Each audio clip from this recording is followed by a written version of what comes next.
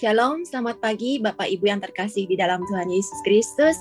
Selamat datang di Menara Doa Segala Bangsa, baik yang ada di dalam YouTube channel maupun yang ada di dalam Zoom. Baik Bapak Ibu, apakah ada yang mendapatkan pernyataan atau penglihatan dari Tuhan?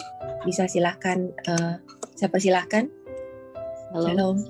Iya, tadi waktu menyembah Bapak Ibu ya, mendapatkan kekuatan yang baru daripada Tuhan.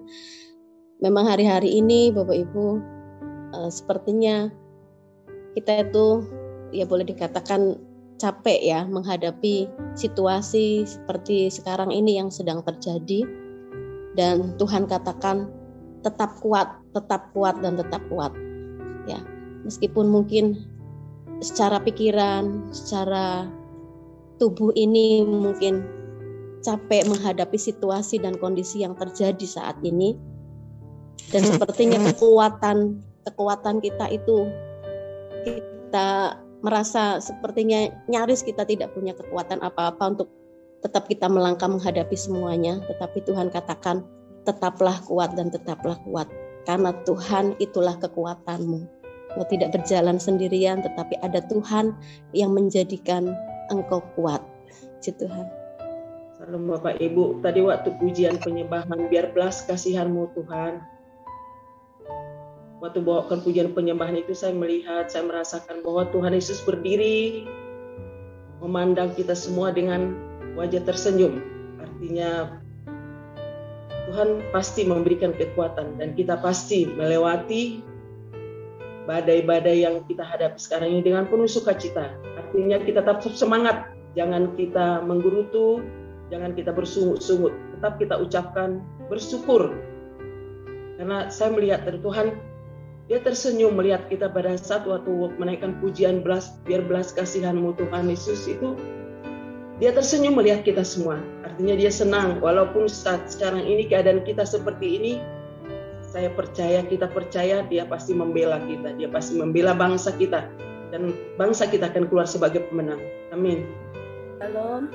Shalom Ibu.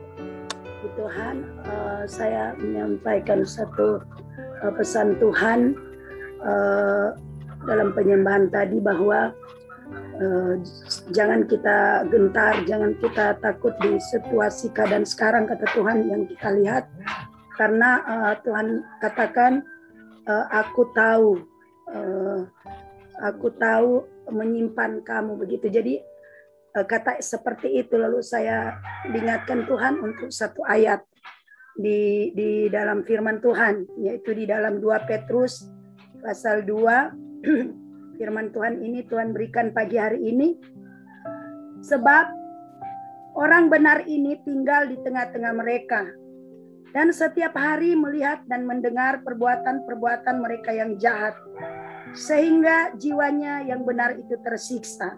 Ayat 9. Maka nyata bahwa Tuhan tahu menyelamatkan orang-orang yang saleh dari pencobaan, dan tahu menyimpan orang-orang jahat untuk disiksa pada hari penghakiman. Jadi Tuhan kuat sekali katakan di roh saya bahwa Tuhan Tuhan tahu begitu.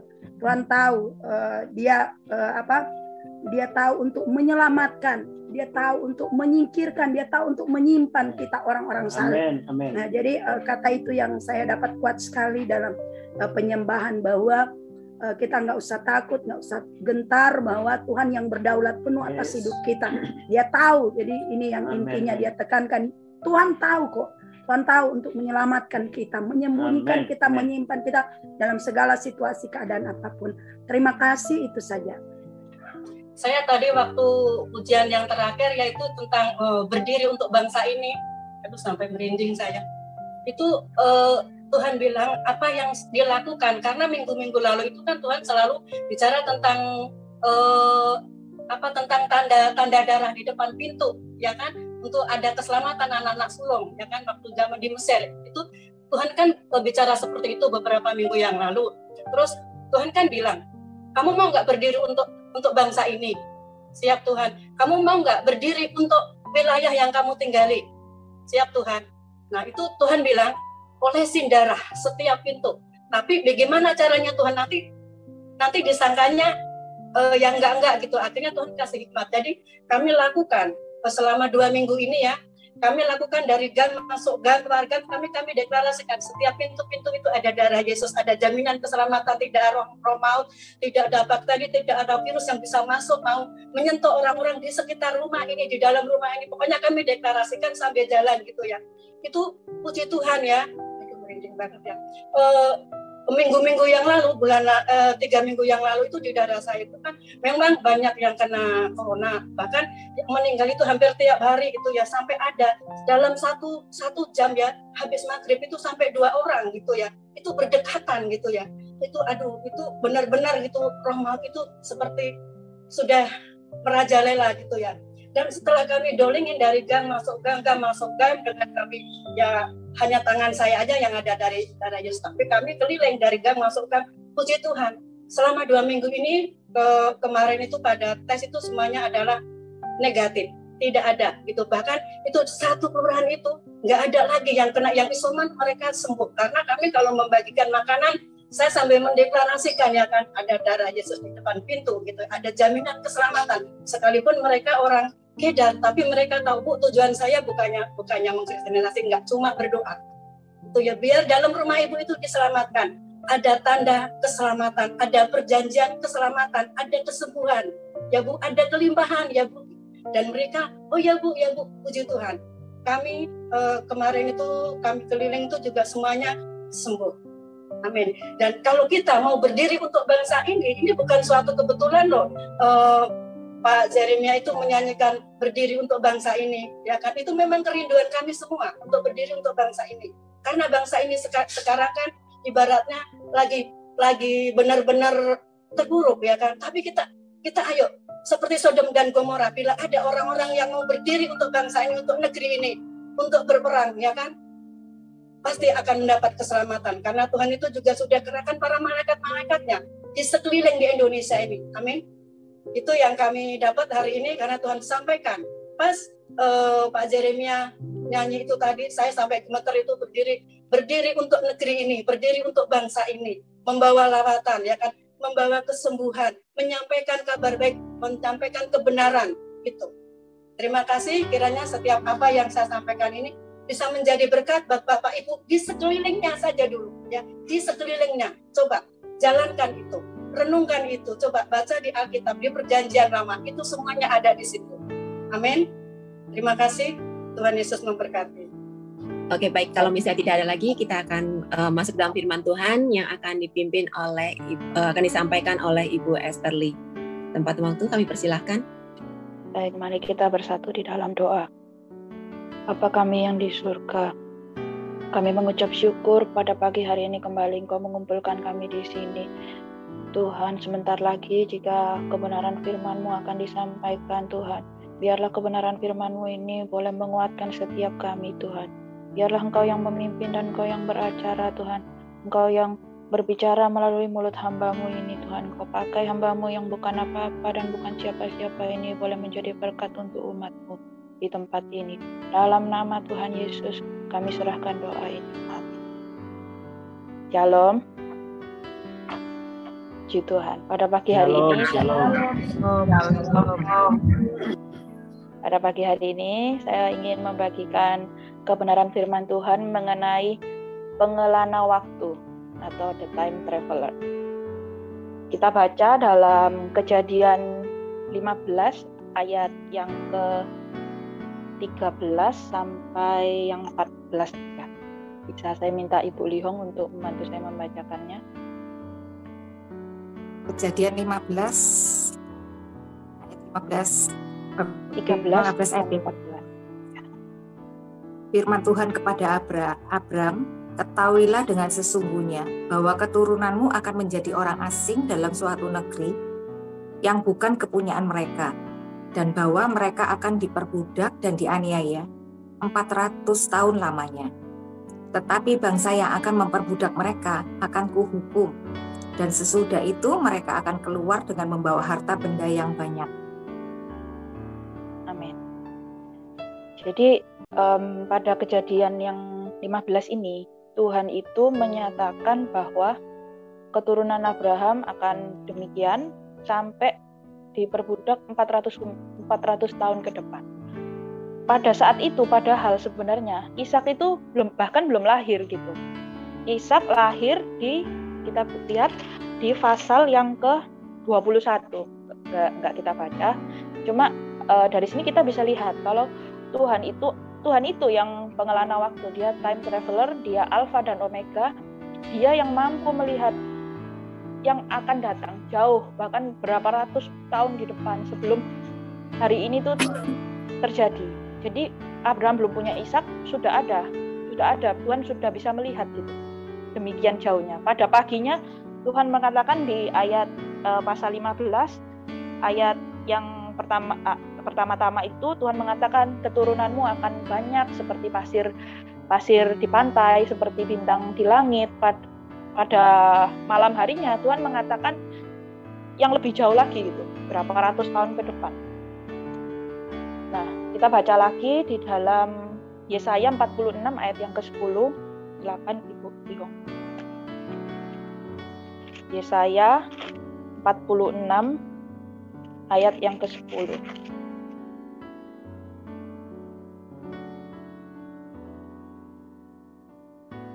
Ya. Oke, saya bacakan saja. Ia Tuhan itu yang memberitahukan dari mulanya hal-hal yang kemudian dari zaman purbakala, apa yang belum terlaksana. Ia berkata, keputusanku akan sampai dan segala kehendakku akan kulaksanakan. Kalau dalam bahasa Inggrisnya itu Tuhan itu mendeklar apa yang belum terjadi. Dari sebelum itu terjadi itu sudah ada. Jadi kok bisa? Ya karena Tuhan itu adalah Alfa dan Omega. Bagaimana kemudian kita ini bisa juga berkelana waktu? Bagaimana kita bisa membangun mezbah di masa depan? Itu yang Tuhan inginkan. Jadi kita memang terbatas oleh waktu dan keadaan ya. Tetapi kita memiliki Tuhan yang tidak terbatas oleh apapun. Jadi dengan bulat kita boleh berkata, selama kita memiliki Tuhan, maka kita memiliki segalanya. Amin. Yes. Kita bagaimana caranya kita bisa membangun mezbah di masa depan itu? Ya dengan kita berfokus bukan kepada fakta hidup, bukan kepada apa yang ada sekarang, tetapi kita mampu mensyukuri apa yang belum ada. Apa yang bukan belum ada, itu sudah ada, cuma kita yang manusia ini terbatas untuk bisa melihat. Mata kita ini nggak bisa sampai gitu. Tetapi kita berpegang kepada satu, pengharapan kita tidak akan pernah hilang, dan Tuhan itu yang berjanji itu adalah Allah yang setia. Jadi Tuhan nggak akan pernah miss gitu. Nah, mungkin faktanya, secara fakta hari ini kita masih sakit. Hari ini keluarga kita belum dipulihkan. Hari ini kantong kita masih kempes, atau mungkin hari ini keadaan itu belum berubah gitu. Indonesia masih dalam keadaan ya seperti ini gitu. Tetapi kebenarannya itu fakta. Tapi kebenarannya kita itu sudah sembuh, kita sudah pulih, kita sudah diberkati, dan kita sudah berkemenangan. Itu. Jadi kita baca lagi di dalam firman Tuhan Filipi 4 ayat 6. Mungkin bisa dibantu dibacakan. Filipi 4 ayat 6. Silakan Ibu Lihong. Atau mungkin yang lain boleh. Filipi 4 ayat 6. Janganlah hendaknya kamu khawatir tentang apapun juga, tetapi nyatakanlah dalam segala hal keinginanmu kepada Allah dalam doa dan permohonan dengan ucapan syukur. Tuhan inginnya kita itu tidak perlu khawatir, pertama. Kedua, kita mengucapkan keinginan dan harapan kita itu melalui ucapan syukur. Melalui ucapan syukur yang belum kita terima. Jadi itu kan karena itu masih dalam harapan dan keinginan kita. Jadi kita belum sembuh, kita berharap kita sembuh, dan kita bersyukur kita sudah sembuh. Padahal kita belum sembuh gitu. Esensi sejati dari korban pengucapan syukur itu bukan karena kita bersyukur, puji Tuhan hari ini, ya itu bagus ya, puji Tuhan hari ini ada makanan di meja, puji Tuhan hari ini kita masih bernafas, itu bagus. Tetapi esensi sejati dari ucapan syukur yang sebenarnya adalah ketika kita tidak punya makanan di meja, tetapi kita mampu mensyukuri bahwa ada makanan di meja. Jadi kita bersuka cita seperti kita itu sudah menerima, seperti makanan itu sudah ada di meja kita, meskipun belum ada gitu. Latar belakangnya kenapa kok ini tuh menjadi tidak mudah untuk dilakukan oleh kita semua secara daging, karena kita tuh memiliki mindset yang instan. Kita selalu ingin jawaban doa itu kita instan. Kita ingin hari ini kita berdoa tiba-tiba turun uang dari langit atau apa gitu. Padahal sebenarnya tidak ada proses, tidak sederhana itu, ada suatu proses yang harus kita lalui. Kita baca dalam Pengkhotbah 3 ayat yang ke-11. Silahkan, siapa mau membacakan? Pengkhotbah 3 ayat yang ke-11. Pengkhotbah 3 ayat 11, Ia membuat segala sesuatu indah pada waktunya, bahkan Ia memberikan kekekalan dalam hati mereka. Tetapi manusia tidak dapat menyelami pekerjaan yang dilakukan Allah dari awal sampai akhir. Amin. Amin. Jadi pikiran kita itu segini, sementara pikiran Tuhan itu gede banget. Bagaimana kita bisa menyelami pikiran Tuhan? Itu bagaikan kalau diilustrasikan tuh anak umur 2 tahun yang berusaha memahami. Kenapa ya? Aku tuh pingin banget es krim gitu. Es krim tuh enak banget. Kenapa sama mama nggak boleh gitu? Ya, mau dia berpikir sampai 1 jam, 2 jam, 3 jam, ya dia tidak bisa menyelami pikiran orang tuanya tersebut. Tetapi apabila kita di dalam hati kita percaya orang tua kita nggak akan melakukan yang jahat kepada kita, malah melakukan itu untuk kebaikan kita, maka ya udah kita percaya aja. Seperti anak yang 2 tahun itu berusaha memahami bagaimana, kenapa ya gua nggak boleh makan es krim gitu, atau bahkan lebih kecil daripada ilustrasi misalnya pikiran orang tua dengan pikiran anak 2 tahun, itu pikiran kita dengan pikiran Tuhan itu bagaikan pikiran hewan peliharaan yang berusaha memahami pemikiran tuannya gitu. Kita seperti dikatakan ini tidak kita baca dalam Mazmur 73 ayat 21 sampai 26 yang dimana Daud berkata di sana itu sekalipun aku tidak mengerti, sekalipun buah pinggangku tuh menusuk-nusuk rasanya, tetapi aku tetap ada di dekat kakimu, aku tetap berharap dan percaya kepadamu gitu. So just let go and let God gitu. Jadi biarkan Tuhan itu berdaulat dalam skenario hidup kita. Kalau misalnya kita mau berusaha sedikit untuk secuil memahami pikiran Tuhan, kita lihat dalam Hakim-Hakim 6 ayat yang ke-12 di sana. Kita lihat dalam Hakim-Hakim 6 ayat yang ke-12. Silahkan. Malaikat Tuhan menampakkan diri kepadanya dan berfirman kepadanya demikian. Tuhan menyertai engkau, ya pahlawan yang gagah berani. Ya. Jadi Tuhan itu menyapa Gideon dengan berkata, "Hai pahlawan yang gagah berani." Padahal hari itu Gideon itu masih pengecut gitu. Jadi Tuhan itu melihat bukan menyapa dia dengan hai pengecut gitu. Tapi Tuhan menyapa dengan hai pahlawan yang gagah berani. Karena Tuhan itu melihat bukan hari ini gitu. Gitu. Jadi ketika kita ingin mensinkronkan bahasa kita dengan bahasa Tuhan, itu kita berbicara kepada Tuhan, kita berdoa itu sesuai dengan bahasa Tuhan. Jadi bahasa bukan yang hari ini, tetapi hari yang kedepannya.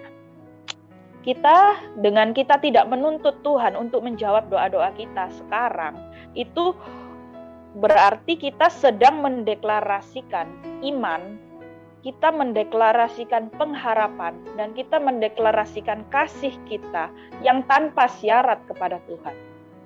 Jadi kita tidak memberhalakan jawaban doa. Jadi kita mencari Tuhan, kita benar-benar karena kita memang merindukan Tuhan, bukan karena kita itu berharap kepada tangannya yang akan menolong kita saat ini gitu. Tetapi kita percaya ketika kita tidak dapat melihat tangannya kita percaya hatinya. Ketika kita tidak melihat pertolongannya saat ini, tetapi kita percaya bahwa hati Tuhan itu tidak akan membiarkan dan meninggalkan kita. Itu begitu. Lalu seperti lagu ya, seperti suatu lagu yang berkata, ku tetapkan hatiku untuk percaya tanpa syarat, takkan goyah. Bukan karena syarat, Tuhan syaratnya nih ada makanan di meja, syaratnya nih keadaanku dipulihkan, syaratnya nih aku sembuh, bukan.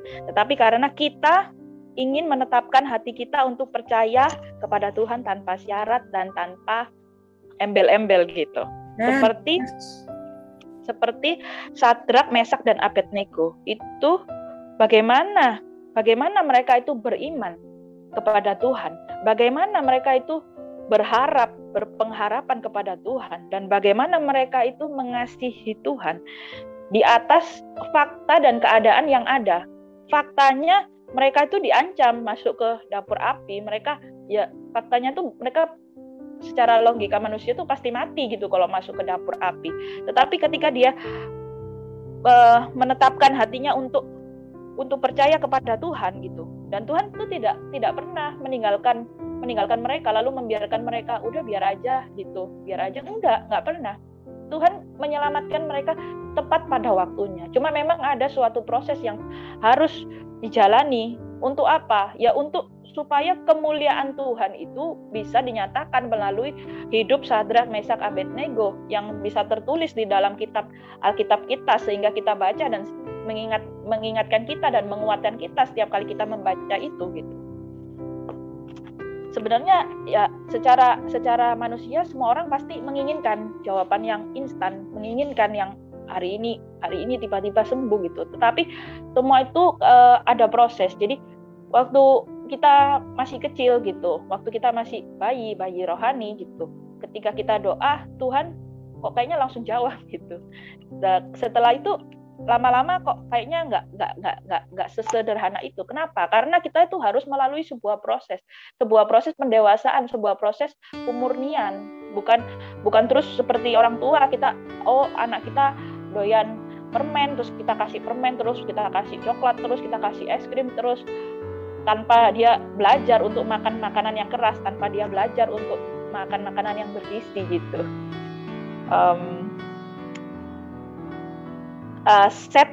Set fokus kita, buat fokus kita itu berfokus kepada Tuhan Yesus, bukan kepada kondisi kita, bukan kepada seperti firman yang disampaikan Firly pada hari Kamis kemarin ya. Itu kita sebagai Daud, memang ada Goliat di depan kita, ada masalah-masalah yang Tuhan izinkan di depan kita. Tetapi kita jangan berfokus kepada masalah itu, lalu kita memandang, wah masalah itu gede banget gitu, wah COVID itu bahaya banget gitu. Kita fokus ke sana. Tetapi kita fokus bahwa di dalam kita ada Tuhan Yesus Kristus yang tinggal di dalam kita, dan Dia lebih besar dari sakit penyakit apapun. Dia lebih besar dari keadaan kita. Dia lebih besar dari segala kemiskinan kita. Amen. Bahkan kutuk-kutuk kita pun itu sudah dipakukan di kayu salib bersama-sama dengan kematiannya. Dan kita yang sudah mati ini dibangkitkan. Kita yang udah busuk 4 hari itu bangkit, sehingga hari ini kita bisa menjadi pasukan Tuhan. Bahkan kita yang udah dibuang mungkin oleh dunia gitu, di lembah-lembah gitu, udah nggak ada yang ngelirik gitu, udah nggak ada yang ngelihat. Tapi Tuhan membangkitkan kita dan kita menjadi pasukan Tuhan hari ini. Amin. Yes. Ada tips yang sederhana dan yang simple ya untuk kita bisa mengerti. Misalnya kita itu sedang antri toilet, kebelet gitu, kebelet ingin ke belakang. Kita fokus pikiran kita, aduh kebelet gitu. Tambah kebelet, tambah tersiksa kita di depan pintu antrian toilet itu gitu.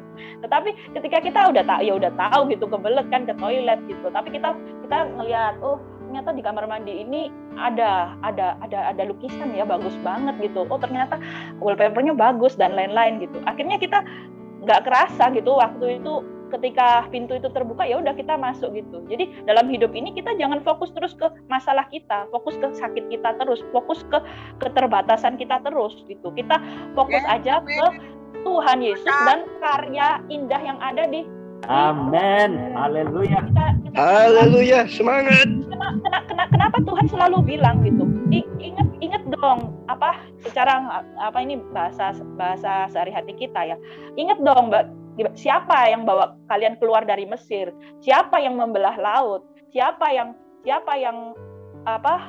melakukan perkara-perkara besar? Siapa yang melakukan 10 tulah itu sehingga kalian hari ini bisa memiliki emas yang banyak? Secara logika kan ya nggak mungkin ya, mereka aja diperbudak, gimana mereka mau dikasih emas-emasan gitu. Tetapi ketika Tuhan bilang minta emas, mereka yang bertindak, mereka pasti ada yang takut ya, masa iya sih minta emas, udah bagus-bagus kita boleh keluar gitu. Tapi mereka yang punya banyak emas siapa? Ya mereka yang berani, karena Tuhan yang bilang mintalah emas dari mereka, aku akan melembutkan hati mereka untuk memberikan emas-emas dan harta-harta berharga itu kepada bangsa ini. Dan ketika bangsa itu berani meminta, ya mereka dapat gitu. Kalau nggak berani ya takut, ya nggak dapat gitu, ya kan? Amen. Terus pada saat itu ketika Yusuf, ini saya teringat suatu cerita, Yusuf itu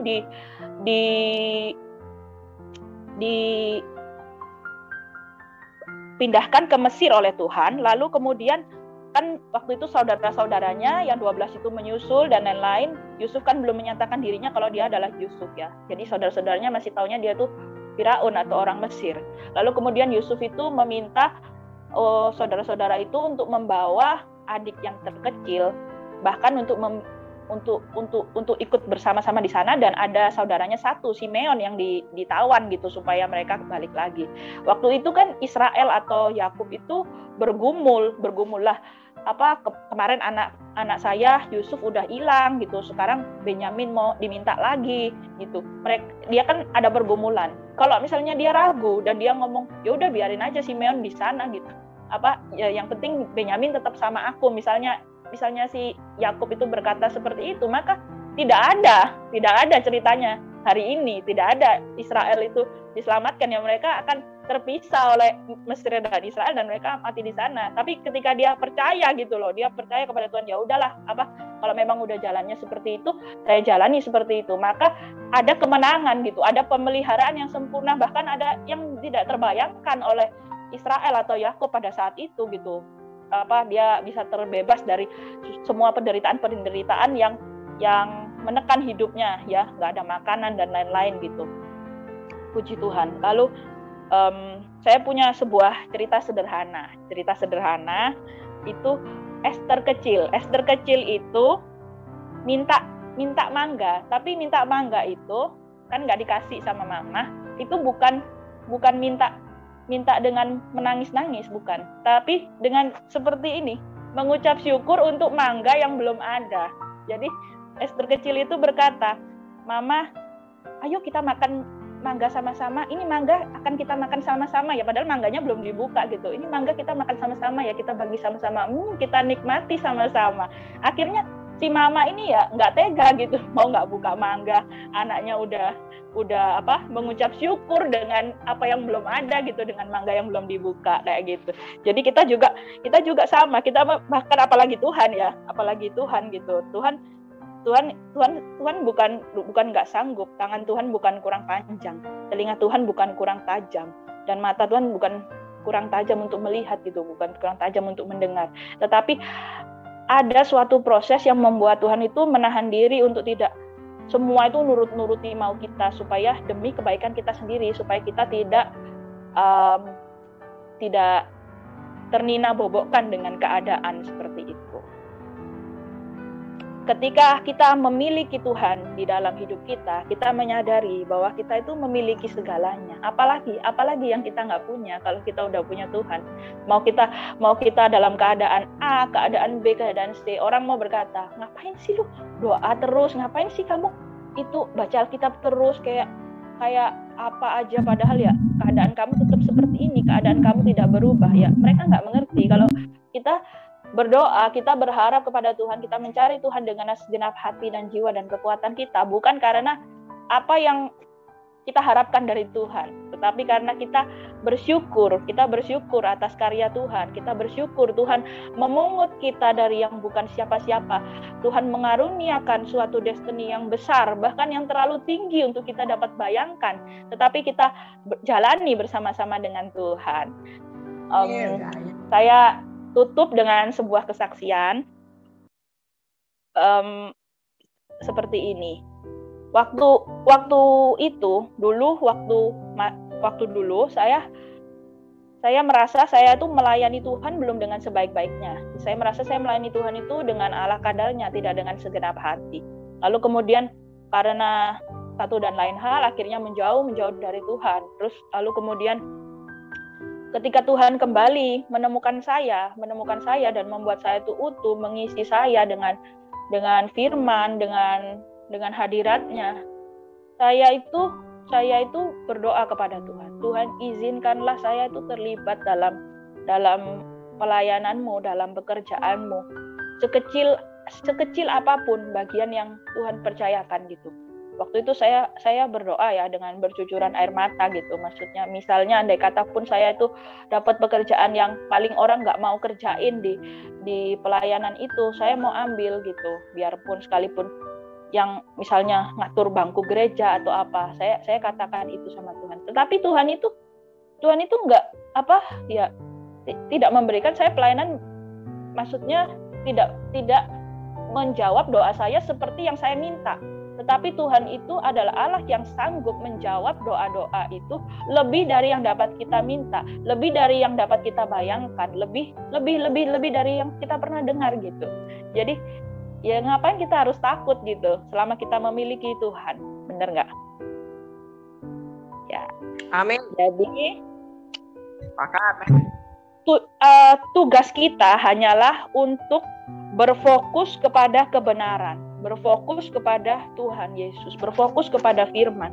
Di dalam firman ini banyak orang malas banget gitu baca Alkitab. Saya dulu juga waktu dalam kegelapan ya, saya juga malas banget baca Alkitab, ngelihat kok kayaknya tebal banget gitu, apalagi yang memang dasarnya malas baca. Tetapi ketika saya membaca ini dari depan sampai belakang, saya menemukan ternyata semua kesalahan dalam hidup saya itu semua udah ada jawabannya di sini. Andai kata saya udah baca dari dulu gitu, mungkin saya bisa terluputkan dari kesalahan-kesalahan yang saya lakukan, dari kebodohan-kebodohan yang saya lakukan gitu. Jadi kalau sebaiknya sih kita makan firman sebanyak-banyaknya, kita minum hadirat Tuhan sebanyak-banyaknya. Maka kita bukan lagi Esther bukan lagi Esther, tetapi adalah Kristus di dalam Esther. Amin. Amin. Mari kita berdoa, kita tundukkan kepala. Amin. Tuhan Yesus, mampukanlah kami untuk kami bisa berfokus kepada kebenaran. Mampukan kami untuk kami bisa membangun mezbah kami di masa depan. Ingatkan Tuhan, ingatkan kami untuk selalu percaya kepada janji dan rancangan-Mu Tuhan. Karena Engkaulah Allah yang menetapkan dari semula dan Engkau yang membuatnya itu jadi dan berhasil. Dalam nama Tuhan Yesus, kami tundukkan pikiran manusia kami dan kedagingan kami di bawah pikiran-Mu Tuhan. Biarlah kami memiliki pikiran dan hati seperti pikiran dan hati Kristus sesuai dengan firman. Dalam nama Tuhan Yesus, kami serahkan. Amin.